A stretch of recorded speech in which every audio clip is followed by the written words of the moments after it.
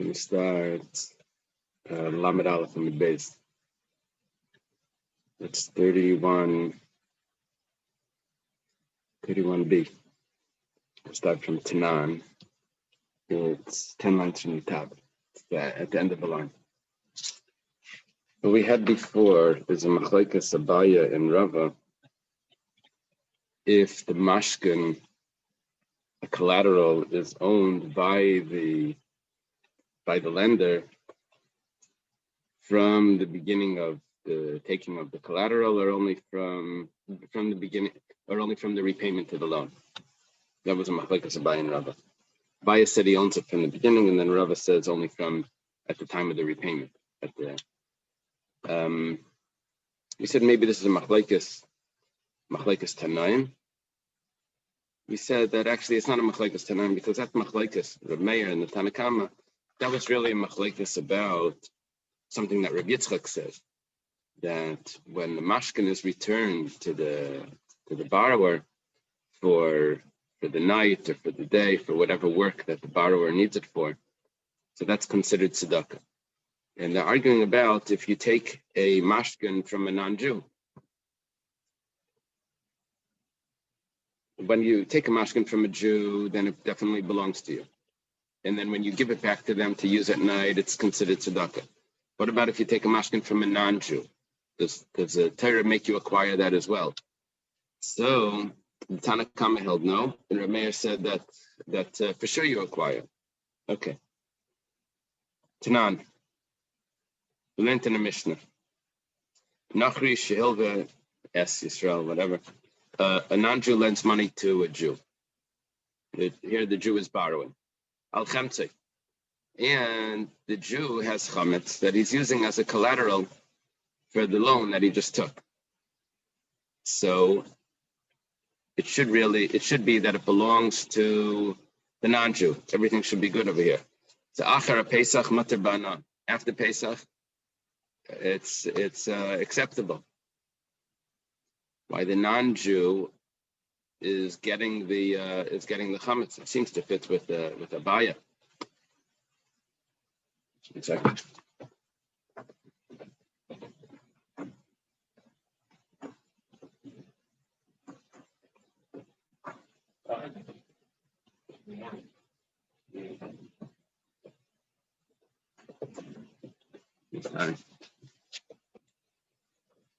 So the Gemara says, even if you're going to say that it was deposited by the non-Jew, that's the way we answered one of the questions before. But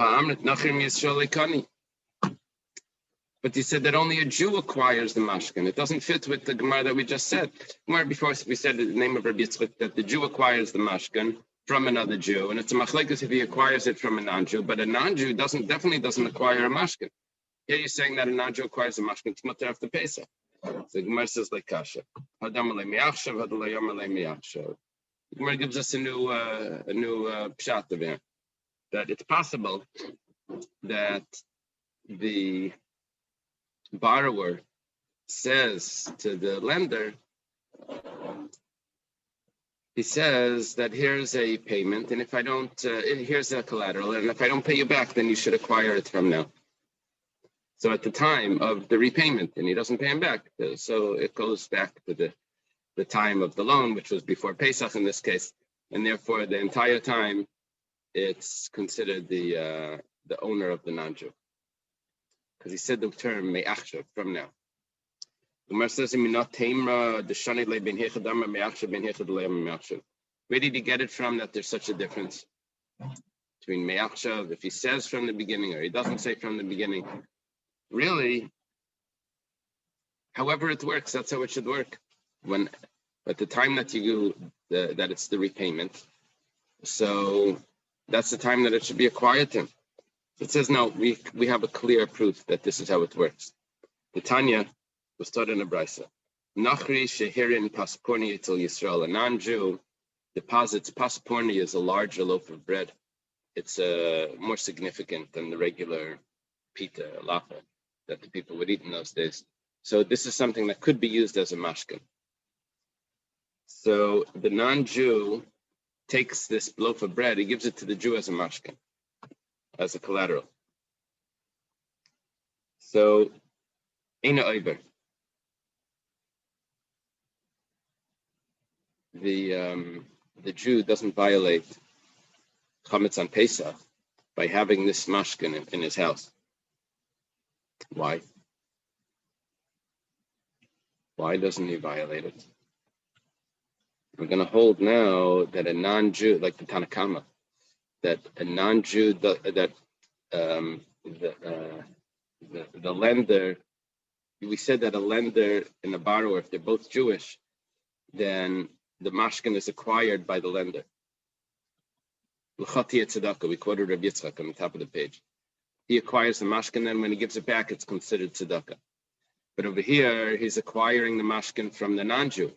Well, he's collecting the mashkin from the non-Jew. He's watching the mashkin. So the Tanakama held that the Jew doesn't acquire it. Also very good. The non-Jew is the borrower, and the Jew doesn't acquire the mashkin. But if the non-Jew tells the Jew that I've made it yours, higaticha, that means I've made it yours, I've made it reach you. So then either. Then the Jew violates chametz on Pesach. What's the difference if he says I made it yours or I didn't say I made it yours? It must be. We hear from this that when he says higaticha, what he really means to say is I'm making it yours from now. And so therefore we see from this that there's a difference if he says from now or if he doesn't say from now. So even by back to our case, even by a non-Jew that's lending to a Jew, if the Jew says me'achshav, so then it's going to belong to the Jew. It's going to belong to the lender immediately, and the Jew won't violate chametz. Okay. Taner Rabbanan. We taught in the Brisa, Chanush Shel Yisrael, if there's a store that's owned by a Jew, Umalei Shel Yisrael, and the contents of the store is also owned by the Jew. Not only does he own the property, but he also owns all the contents, all the merchandise. And there's non-Jewish workers that are coming in and out. So chametz shenimtzu samachar Pesach aser ba'ana. Any chametz that's found there after Pesach is aser. Why? We don't say that it belonged to the non-Jewish workers. We say that it belonged to the store owner and the contents owner, which is Jewish. So it's aser ba'anan, for sure it's aser ba'achila, because it's considered chametz she'avar lava Pesach. What about the other way? The store is owned by a non-Jew. The contents are owned by a non-Jew. And then there's Jewish workers that are coming in and out. Maybe the chametz that's found in the store after Pesach belong to the workers. The chametz that's there after Pesach is mutter ba'achila. You're allowed to eat it. It belongs to the non-Jew. And for sure, it's mutter ba'ana. If you're allowed to eat it, for sure it's mutter ba'ana.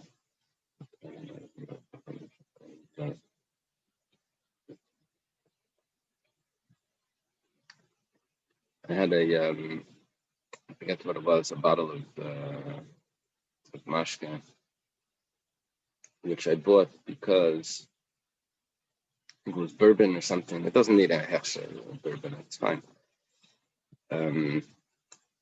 So then I looked on the CRC list, and it said that this company, I forgot the name of the company, it says, although bourbon is fine, it doesn't need a hechsher, but this company is owned by a Jew, and they don't sell the chametz.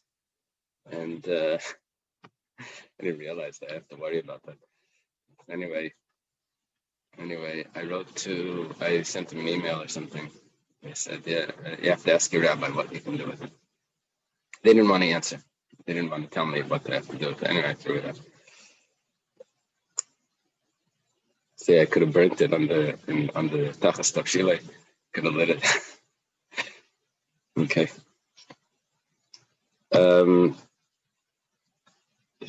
Here's a Mishnah. A new Mishnah. Chametz shenafel av ma'pelas or mavur. If there's chametz that a wall fell over, a ma'pelas is it's like rubble. Now it's rubble. So it's underneath. There's chametz that's underneath the rubble. It's as if it's destroyed. Rabbi Shimon ben Gamliel says, as long as a dog won't be able to get it out, they use dogs to sniff, to find people, that could be trapped. But the dogs, if they're not trained well, they get distracted by the food. So they have to be highly trained. They shouldn't get distracted. But if the dog can find the food, the chametz that's under there, so then it's not considered mavur. Rav Chisda adds in. He says that you also have to do bittul. You have to say kol chamira, and say that if the chametz under there, if there is chametz under there, whatever, then mavatal it. It's like dirt. Why? Because let's say they come along and they start to clean up the rubble. In middle of Pesach, you find the package of cookies there. So somehow it didn't get squished. So if you're not mavatal it, it could be an issue. Tana, it was taught in the Brisa, how deep can a dog find food? 3 tvachim. Amle Ravacha, Breda Rabbi Yosef Ravashi, Ravacha, the son of Rabbi Yosef, says to Ravashi, Hadam Shmuel, this that Shmuel says. It was in Bab Metzia. Ksafim in lam shmir ala karka.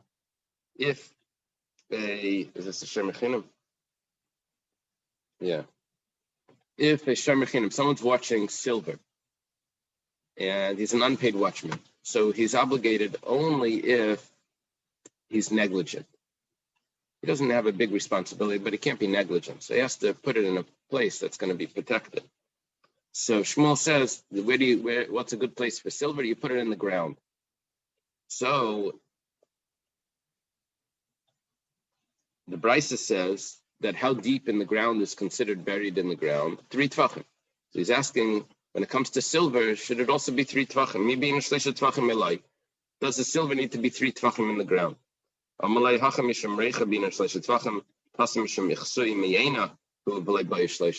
says you have to look at what the purpose is.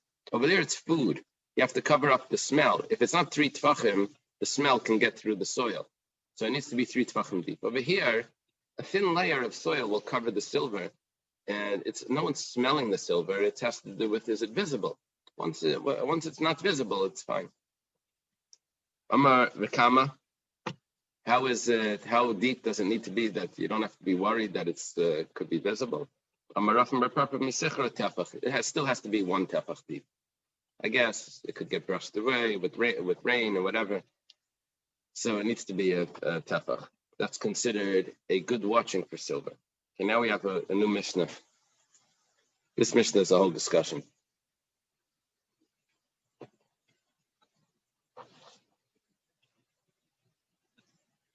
What happens is we're going to learn about eating truma. What happens is only a kohen is allowed to eat truma. A non-kohen that eats truma is a violation. He's not allowed to. If he eats truma b'shoigeg, then he has to pay keren v'chaimish. He has to pay for the truma and he has to add a 5th. If truma is considered holy, he has to add this 5th. What does he pay? What does he actually pay? So it says that when he pays for truma, he has to replace it with fruits, with other food items that could become truma. You don't actually pay money, you pay food items. And those food items get the sanctity of the truma as well. A special halacha of truma. And now let's take a look at the Mishnah. If someone eats truma that's chametz on Pesach, well, it doesn't have much value. Not in the store, and not halachically. It's asur ba'ana. So you can't do anything with this. So what's the din? It says b'shoigeg mashal keren v'chaimish. If he ate it b'shoigeg, he still has to pay a keren v'chaimish. b'mezid. If he ate it b'mezid, then he's patim mit tashlumin and d'mei eitzim. D'mei eitzim means that if truma was tamei, then technically you could use the truma to burn as fuel for other things. Truma tamei you can use as fuel. Like we learned, truma oil, you could put it in a lamp, remember? Or you could burn it under a pot in the stove. And but over here, it's chametz. So if he ate it b'mezid, then he doesn't have to pay. He doesn't have to pay for the truma that he ate. What's the difference b'shegig or b'mezid? What we're learning now is that if he ate it b'shegig, then it doesn't have a halacha of paying value.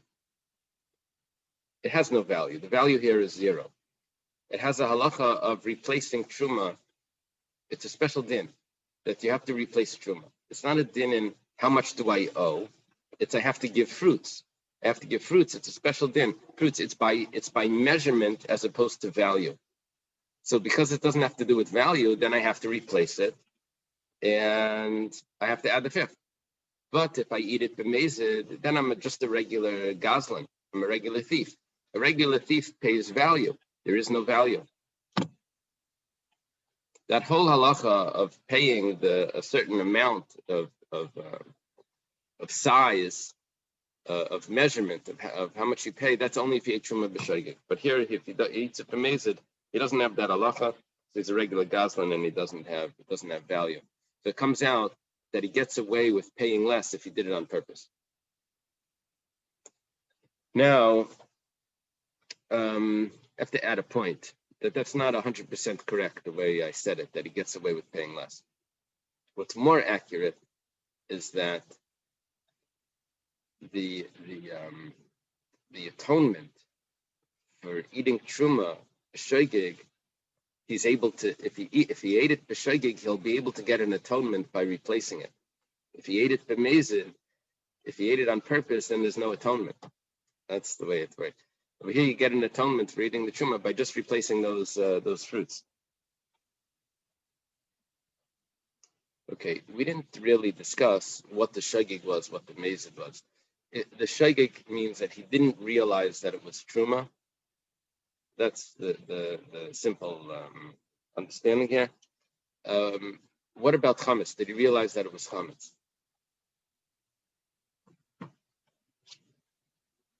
Doesn't matter. Doesn't matter. Our discussion here only has to do with the value of truma versus replacing fruits of truma, and that's a difference in shegig or mezid of truma. Does he know it's chametz? Does he not know it's chametz? It really doesn't matter. If he was a mezid on truma, he doesn't have to repay anything anyway. Not he doesn't have to. He doesn't repay anything, because there's no repayment for something that has no value. If it was a shegig, then he replaces fruits. Even if it was a mezid of chametz, he would still replace the fruits. Rabbi, the reason it has no value is that was bittul on it, like the corn was Sasar Bana, but after this, no, after Pesach it's also Asar Bana. Oh, right. Okay. Did we say that after Pesach it's Asar Bana? Yeah, we said that. Only Rabbi Yossi Aglili that held.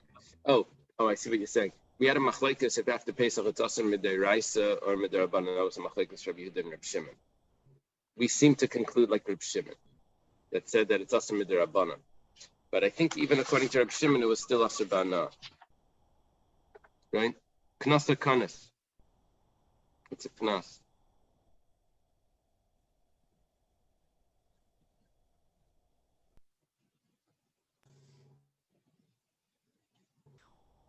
Yeah. I think it's still Asar Bana. I think so. Okay, we'll have to say that. Tanan Hassam, we learned over there in a Mishnah in Trumas. Ha'ichal truma b'shegeg mishalim keren b'chaimish. Someone eats truma b'shegeg, he pays the principal, the actual amount that he ate, and he has to add a fifth. whether he ate it, whether he drank it, whether we're on top of Lamed Beis, whether he smears it on his skin, some sort of oil or lotion. Echad Truma Tameya, Echad Truma Torah, whether it's Tameh or Tahar, Mishalim Chaimish, he has to pay a Chaimish. V'chumsha d'chumsha, and he has to pay a fifth to the fifth. Now, what that means is that if when he was replacing the Truma that he just used, he adds a fifth. If he then uses the fifth again, he eats the new one, so it's going to increase the fifth on the fifth. Yeah, the fifth also becomes Truma. Okay. What are we excluding here in this brisa? What we're excluding is mazik. If someone takes Truma and just destroys it, he doesn't have to add a fifth. It's only if he eats the Truma. If he eats the Truma, he adds a fifth. Now, what we included in that eating is also smearing on his skin is considered eating. Yeah. So I didn't see this inside, but I heard the Gra holds that you need to use kosher soap because smearing on your skin is considered eating. So he holds that sicha kishtia. It's like considered drinking actually. So it needs to be kosher. That's the opinion of the Gra. Yeah, no one holds like that. Iboilo, they have a question. Very interesting question. I don't know why Pesachim has like these Baba Metzia sugyas in here. This is a very, actually Baba Kama sugya, you'll see. It says, Kishu Mishalim, when he's paying for the Truma that he ate, Lefi Mida Mishalim or Lefi Damim Mishalim? Does he pay it back according to the measurement of how much he ate? Or does he pay it back according to the value of how much he ate?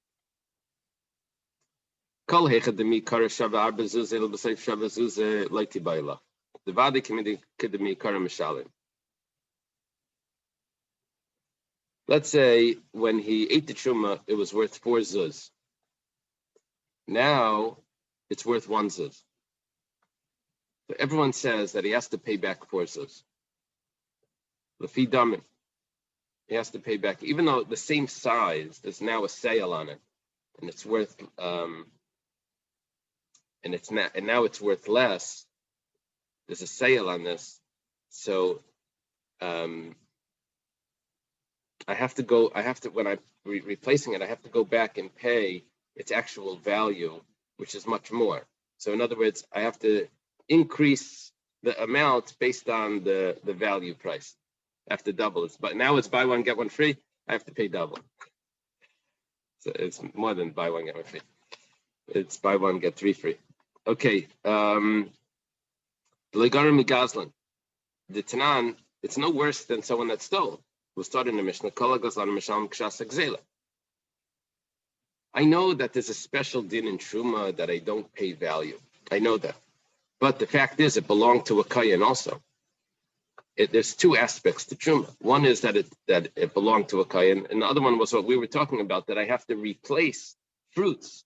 It's a special din in replacing fruits that become sanctified. So, but it still belonged to someone. So based on that, I have to repay the value. And the rule is that if you steal, you have to repay value. So the value of at the time that it was stolen. So when do I have to pay the value of the time that it's stolen? If the item doesn't exist anymore. If the item exists, I can just return it. I give it back. I took the guy's watch. Okay, so give him back the watch. Now it's worth less. Whatever the case is, this was your watch. I never really acquired it. Even though I'm a thief, I didn't acquire it because the Torah tells me that I have to return it. That's how the Chaim explained. Why doesn't the Ganav or Goslin acquire? Because the Torah says Veheshav Esagzeli, you have to return it. You can't acquire it. But if something happens to the item and I can't return the item, and now I have to return value, so I don't have a din of Asher Gazal, Veheshav Esagzeli, Asher Gazal is not Asher Gazal, then I acquire it. Oh, you acquire it. Now you have a debt. What did you take? You have to look back at the value. So over here, he ate Truma. It doesn't exist anymore. You have to go back to the value of what it was then and pay as well. Okay. Kiti Bailach. So what's our question? The mikara shava zuzah l'seif shava arba. This is a good question. He ate it. It was on sale. It was worth 1 zuz. Now, when he needs to replace it, it's worth 4 zuz. What's the din? Lefi mida mishalim. Does he have to give back the amount in size, in measurement of the food that he ate? The Amar Lei that he says, Griva achal, Griva mishalim, a saw you ate, a saw you pay back. Oidilma, or maybe lefidam mishalim, and maybe he only has to pay the value. I know he has to pay the value in fruits, in food items that could become truma, but which what amount? The amount of the value or the amount of the size? Maybe he only has to pay the amount of fruits according to the value. It's unclear.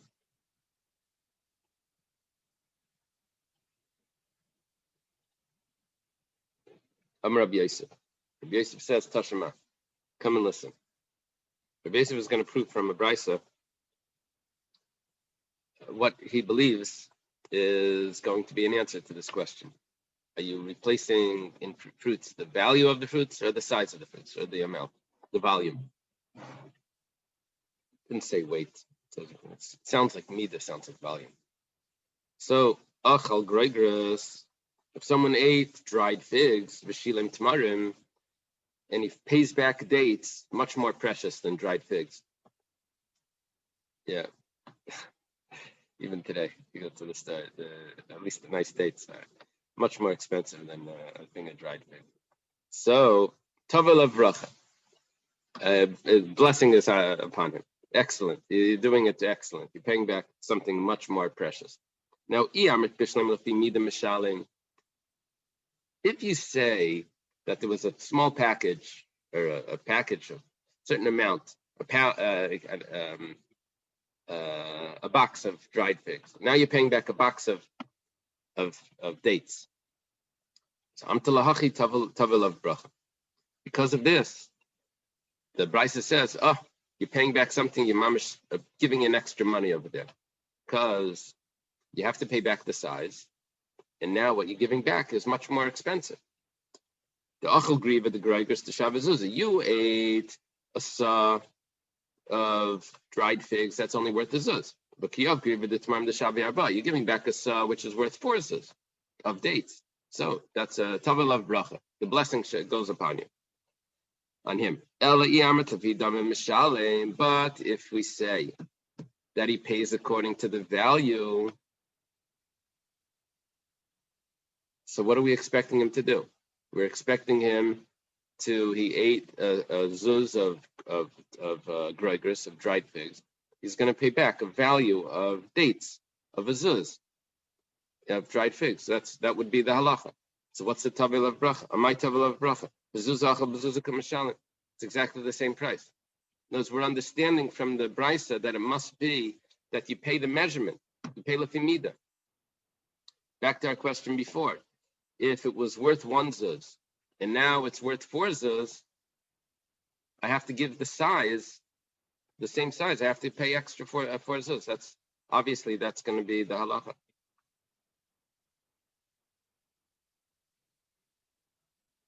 In other words, in the brisa, I didn't have to give tamarim. I could have gave a greigers, which would have been the same price. I gave back tamarim, so I have to give the same size, but the price is so different. So tavel of bracha. Amar Abaya says, Leilam lefi damim. You don't have a proof. It could be that you only have to give 1 zuz of tamarim. You ate a zuz of dried figs, you have to give back 1 zuz of dates. So why do we make a big deal about this guy that he's so generous? Tavel of bracha. So why does he get the blessing? He still is a benefit. There still is a benefit, even though it's the same price. It's the same price, but no one wants it. Not no one wants it. It's hard to sell. Tamarim, it's like right away it gets sold out. So even though you have to give a much less amount of tamarim, but everyone jumps to buy the tamarim. It's like treats for the kids. The dates, that was considered a candy. Liquidity. Is that what it's called? That when you can sell something fast. Uh-huh. Liquid asset. Right. I guess in fruits today would probably be the lychees. they go fast. So, okay. So there still is a benefit to paying this, even though he's giving less. He's paying. The value is the same, but it's in the amount it's going to be less. And the benefit is that the kohen that's getting the money, that's getting the produce, is able to sell it quickly if that's what he wanted. He wanted to sell it. He can sell truma. Doesn't have a big market. It has to go to another kohen. Okay. Tanan was taught in the Mishnah. If someone eats trumas chametz on Pesach, he eats chametz on Pesach, and it's truma. So if it's b'shaygig, mishalem keren v'chaimish, he pays a keren v'chaimish. He pays if it was b'shaygig, he pays the principal plus a fifth. This is a quote from our Mishnah. If you say that he has to pay the amount, then the size, the volume of what he ate, then everything makes sense. If you say he has to pay the value, so what value does chametz have? Nothing.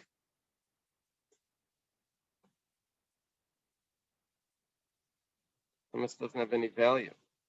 It's impossible. It's impossible that it goes according to the value. It has to be that the repayment of truma is in size, is in volume. What the volume was before, that's what I pay. Otherwise, there's no value to chametz.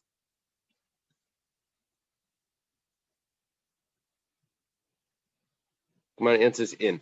You're right. Hamani Rabbi Yossi Aglili. This Mishnah has to follow the opinion of Rabbi Yossi Aglili that says that chametz on Pesach is mutter b'hana.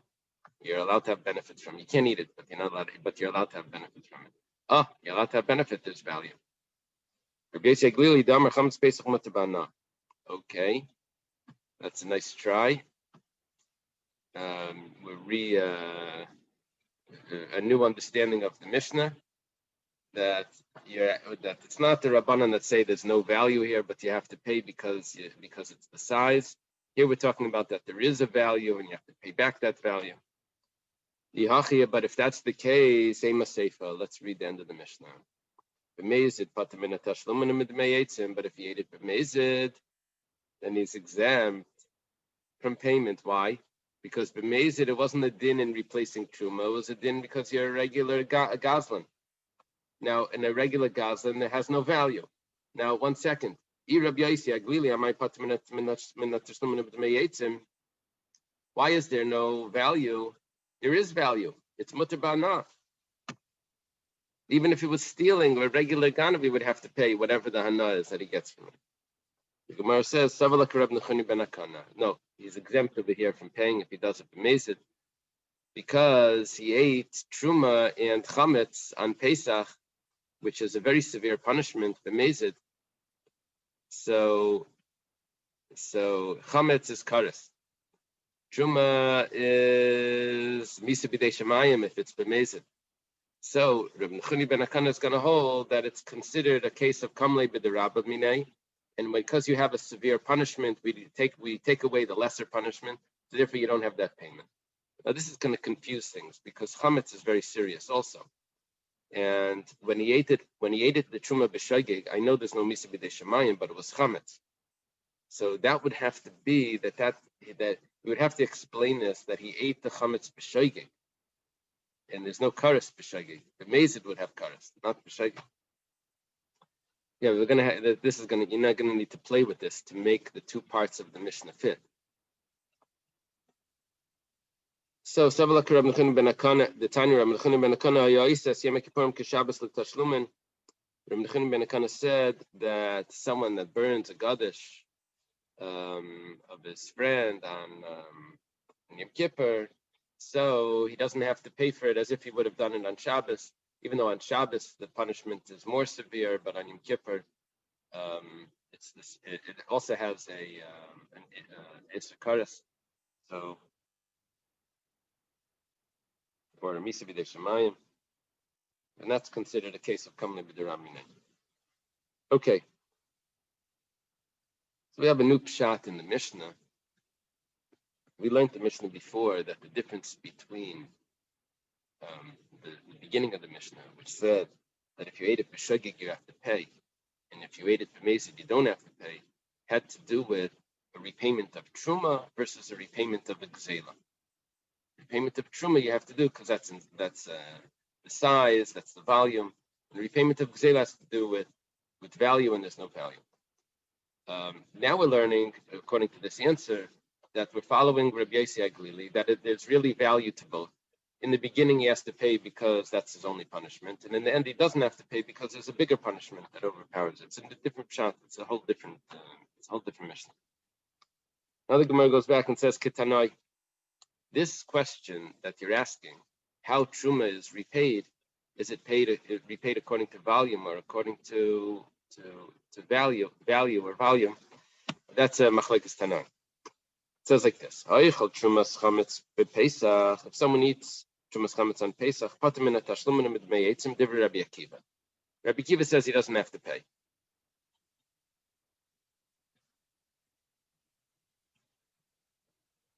He doesn't have to pay. It doesn't mention if it's shogeg or mezid. It must mean that he holds that there's no value.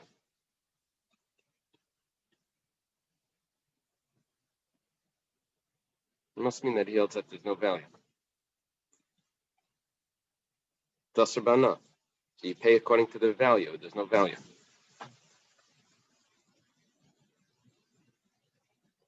Rabbi Yochanan ben Nuri, Mechayev. Rabbi Yochanan ben Nuri says Yechayev. He probably holds that you're Chayev because you pay according to the volume, not according to the value. And volume there is. Doesn't have any value, but they have to replace the volume. So Rabbi Yochanan ben Nuri says Chayev. That's it. That's the machlekes. Your shaila, the Gemara shaila at the beginning, Yibailu, how does it go according to value or volume? It's machlekes Rabbi Kiva and Rabbi Yochanan ben Nuri. Amali Rabbi Kiva Rabbi Yochanan ben Nuri. Rabbi Kiva says to Rabbi Yochanan ben Nuri, what hana is there from this? In other words, basically, what value can you get from this? That's Rabbi Kiva's claim. He says that you pay by value and there's no benefit. So if you can't do anything with it, so what's the what do you repay? Amalei Rabbi Yochanan ben Nuri, the Rabbi Kiva. Rabbi Yochanan ben Nuri says to Rabbi Kiva, he says, what about if someone eats regular truma? That's tamei. Truma tmeya. You have to pay that. You agree you have to pay truma tmeya if you eat it. What do you have to pay? What value do you get from that? Amalai, 1 second. Kiva says, no, that has value. I can't eat it, but I can burn it. I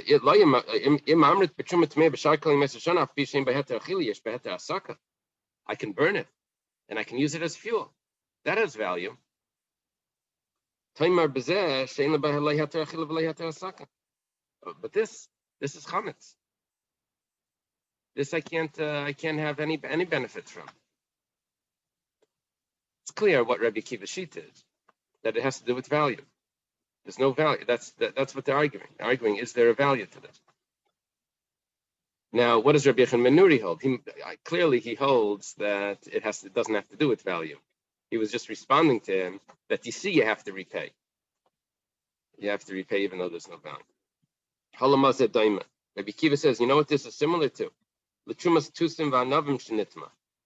truma of berries, tusim, I guess, or mulberries or something, and grapes. You can't burn it. It's not like oil that you can burn, or something that could be used as fuel. So If you can't eat it, there's nothing to do with it. So then the Gemara concludes, the Brisa concludes, this would only apply if you separated the truma at an appropriate time, and it became chametz later. But if you took chametz and you turned it into truma on Pesach, then everyone would hold that it didn't even become truma, and then this whole thing doesn't apply. So we're talking about that it was real truma. If it was on Pesach itself, you can't use chametz to separate. Tanya Idach, you have another brisa. Another brisa. It's very similar, but there's going to be one nuance of a difference, which is very important. It says, it starts with a pasuk. That's first of all. V'nasan lakayin es hakaydash. You give to the kayin what's sanctified. Davar arayli is kaydash. Only something that could become kaydash is what you give to the kayin. It's coming to exclude. If someone eats trumas chametz on Pesach, that he has to, normally you would have to give to the kayin, but over here, you're exempt. You don't have to give to the kayin anything. You're exempt from payment and from the value of the wood, what it could be used as fuel. You don't have to give the kayin anything, no value. Rabbi Elazar ben Yaakov. That's the opinion of Rabbi Elazar ben Yaakov. Rabbi Elazar Chisma mechayev. Rabbi Elazar Chisma, he says chayev.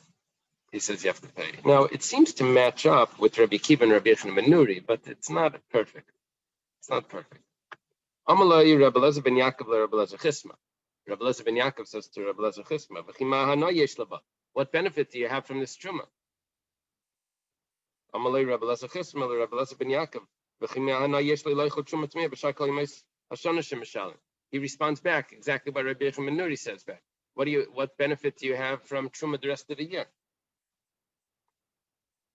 So Rabbi Elazar ben Yaakov says, "Amalai lai imam amit b'truma tmei b'shar kol mes shana shaf pishe lein lo b'heter achila yesh lo b'heter asaka. Timer bezu shein li b'heter achila v'lei heter asaka." Here, you can't burn it. It's chametz. Amar lai, and here's where the difference comes in. Amar lai, Rabbi Elazar Chisma says back, Af bezu yesh lebaheter asaka. This you can burn. Shimrat zakayin meritza lefnei kalbei masika tachas tefshilei. He wants, he can feed it to his dog. Talking about chametz on Pesach. Or he can burn it under his stove. Where did he get that from? He got it from Rabbi Yossi Aglili. He holds like Rabbi Yossi Aglili that says clearly, that holds that chametz is mutter ba'ana. So Rabbi Elazar Chisma is not Rabbi Yochanan ben Nuri shita, because he answered the question differently. He answered the question that no, it's mutter ba'ana. Chametz is mutter ba'ana. So Rabbi Elazar Chisma really holds that we said that this is a machlaikas if you pay back truma based on on size, on volume, or if you pay back on value. Rabbi Akiva held that you pay back on value, and there's no value. Rabbi Yochanan ben Nuri says you pay back on size. When in the second brisa we have Rabbi Elazar ben Yaakov and Rabbi Elazar Chisma, Rabbi Elazar ben Yaakov says you pay back according to value. There's no value. Rabbi Elazar Chisma says not that you pay back size. Rabbi Elazar Chisma says you pay back value, and there is value. So machlekes is their value. The whole machlekes in the second brisa is chametz mutter ba'ana. That's the machlekes. Okay. Amar Abaya. Abaya says, Abaya does this often. He takes groups of, opinions. It's called shita. He takes opinions and he puts them all together. He says they all hold the same thing. Abaya says, he does this in some, we've had it before. We've had a rule, ein halacha k'shita. That was one rule, but over here it won't apply because he's not including everyone. We have other opinions that he's not putting in here. He just puts in three. He says, Rabbi Elazar ben Yaakov, Rabbi Akiva, Rabbi Yochanan ben Nuri, kula svirlu, chametz b'pesach aser ba'ana. Who argued with Rabbi Akiva was Rabbi Yochanan ben Nuri. So he says, Rabbi Akiva, Rabbi Yochanan ben Nuri, and Rabbi Elazar ben Yaakov the first opinion of the second brisa, they all agree that chametz b'Pesach is aser b'ana. They argue with Rabbi Yossi Aglili. But here's what the machlekes is. Rabbi Akiva savar lefi damim mishalim. Rabbi Akiva says that you pay according to value, and there was no value of chametz on Pesach, so there's no repayment. Rabbi Yochanan ben Nuri savar lefi mida mishalim. Rabbi Yochanan ben Nuri says that you pay according to size, according to volume, and there is volume, so you repay them. The Gemara says pshita. I need a buyer to come and explain this. That's the pasha pshat. We learned it. That's how we learned it when we read it. He says no, it's not so pasha. Because I could have learned Rabbi Yochanan ben Nuri that he also pays according to the value. So how does he pay? I could learn Rabbi Yochanan ben Nuri that he holds like Rabbi Yossi Aglili. And he pay according to value, and there is value. So Kamash Malan, that's not his opinion. He holds that really chametz b'Pesach is aser b'ana. So how do you pay? Because you pay according to size. Ve'ema how do you know that that's correct? Maybe Abaye is not correct. Maybe really Rabbi Yochanan ben Nuri holds like Rabbi Yossi Aglili, and you pay according to value, and there is value because he holds like Rabbi Yossi Aglili. Says no, I have a proof. Then why didn't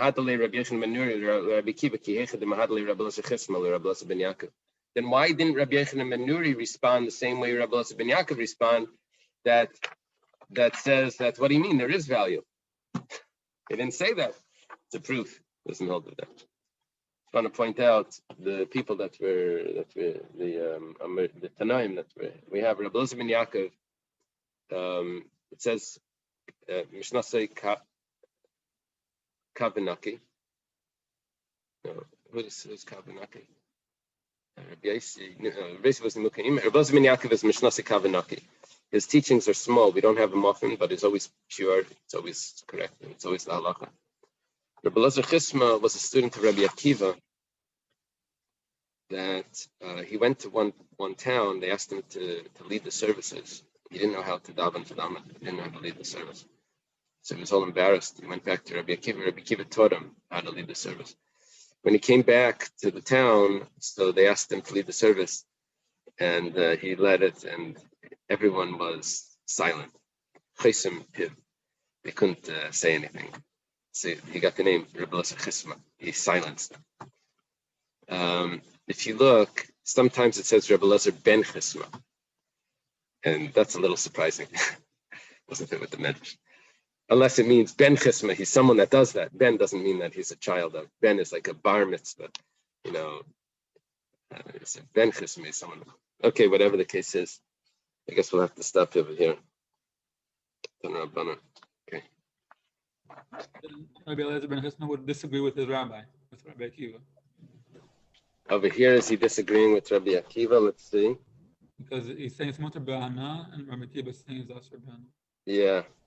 Yeah, that's what's going to come out. Yeah, amazing. Yeah, he's not one of the 5 students, but the Medrash says he's a student of